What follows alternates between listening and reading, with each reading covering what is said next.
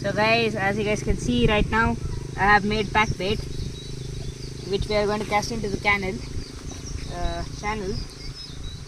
So what do you need to do? Take the hook, just lightly push it into the pack bait, pack it tightly.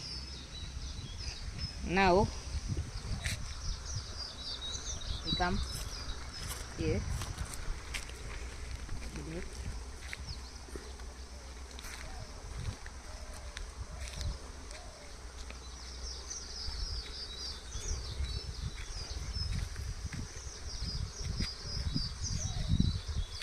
Cast it as far as I can.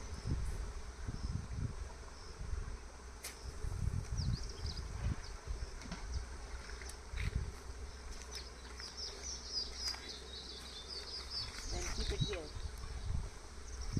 Done. Now we let that sit. Until then, throw the lure. Hope we catch a big fish. And I'll get back with you guys when we have a fish on either that or the lure. See you.